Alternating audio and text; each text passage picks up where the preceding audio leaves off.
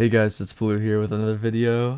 This week in Season of the Chosen, it's the debut of the Grandmaster level Nightfalls, always a favorite of mine, here in Destiny 2, and this week is the Devil's Lair, so I'll be giving you guys some tips, tricks, and just general strategies. Help you guys get this done, bag your loot, and one step closer to that Conquer title.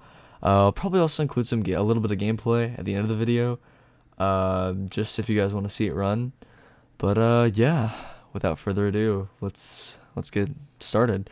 So let's start with loadouts, because really, it's not just this strike, but it's really any Grandmaster that's the most important part for getting this thing done. Um, you guys definitely want to play at a range here. You'll see in the background gameplay, I'm using the close SMG. Uh, I can make it work, but it's definitely the most effective thing here. My teammates are both using bows. This week it's Overload anti-barrier champs. Stuff like Imperial Needle, Point of the Stag really work fantastic here, especially for the shields. Those both have really nice energy types for dealing with higher level combatants. Uh, you also want a good range weapon for anti-barrier. Stuff like Lament, Ariana's, they're both really good on their own. Probably not the best thing here. You can get it to work if your group is really coordinated. I would prefer something like Night Watch, Long Shadow, Izanagi, Succession. All work phenomenal. All work phenomenal. There's a lot of good heavy weapons too. This is the most wild card of the option.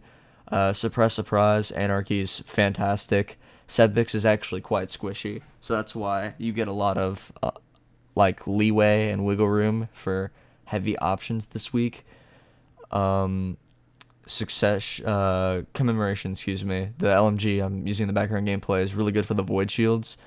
But really anything can work. Rockets, Two-Tailed Fox actually, one of the runs I did.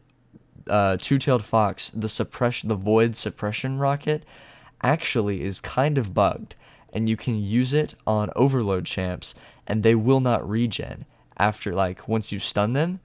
And if you need a little bit of extra help dealing with those champs, then Two-Tailed Fox might be a very good option for you to try out. But yeah, next let's get into subclasses. You see in the background gameplay here, I'm using Bottom Tree Sunbreaker. The health regen when you kill an ad can be really nice, helping you out in a pinch. And it can gen orbs. I was really surprised. It deals with solar shields well. You can get orbs for your teammates if they just need to be that much closer to their super. Ursa Banner shield, obviously, an MVP here. Works fantastic. You can gen a buttload of orbs for your team. Go cover reses. It's just good in so many situations. It is crazy.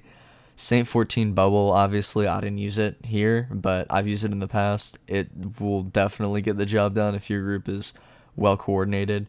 Hunters, so you can honestly, Tether would be really good. On the Oculus, the new exotic chess piece this season, with the smokes, works very, very well.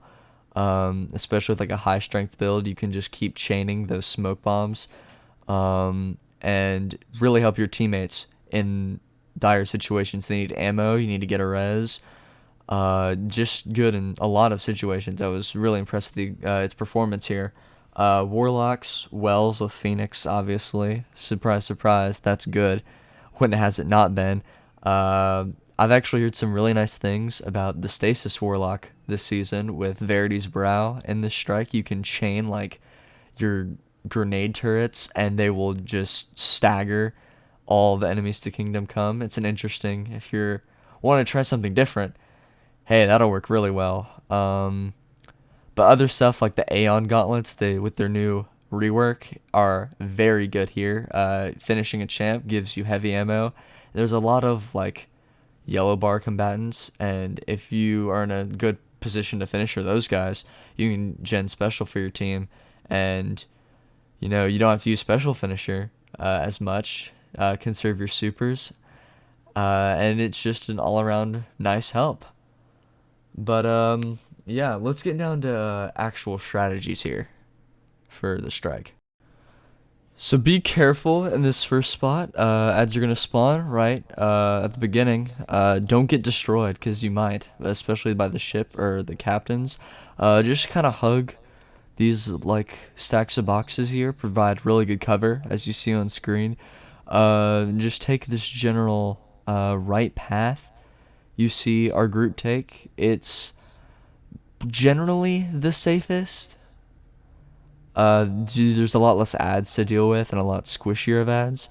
Um, just watch the Vandals and you'll be fine. In this next room here, where after you kill the first anti-barrier champion, the Knight, there's a Wizard and an Overload champion in this next room. Just hide in the back. Bait out the Thrall that spawn here. They can really mess you up if you're not paying attention. So if you just bait them out before taking on the Overload champion and just sticking as a group and playing it safe, you'll be fine. When you get to the first like big room, the Decryption Room, you can stand either on this back balcony or in the back like left tunnel area. Both are good spots with their advantages and disadvantages. This spot, while it offers a lot less wiggle room, it does allow you to have a better foothold on the ads themselves. And the other room, while it gives you a little bit more wiggle room, it's a lot more narrow, and you get a lot less ad control. And it is a lot slower than just sitting on the balcony chaining like a well and Ursa, as you see us do in the background gameplay. But both have their strengths and weaknesses. It just depends on what your group wants to run and how comfortable you are with your own abilities.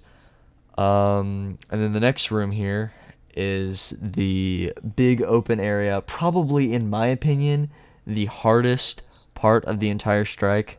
Watch out for a lot of like the barrier champions and the Vandals right as you step outside. Deal with them, play back, take it slow.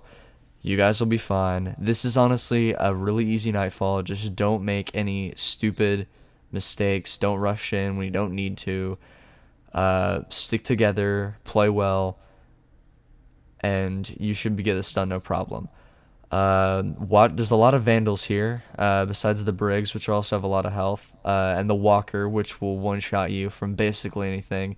The Vandals should probably be your priority one, because they will one-shot you out of nowhere, and you don't want to waste your precious, precious revives over some dumb mistake you've made. But just take it slow, take a deep breath, deal with the ads, and you'll be A-okay. And now this last room here can get pretty interesting. So when the doors open, you can get jump scared by two Overload captains. Just keep that in mind. Be aware.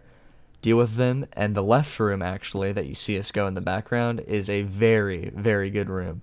Ads can come from under the stairs behind you guys.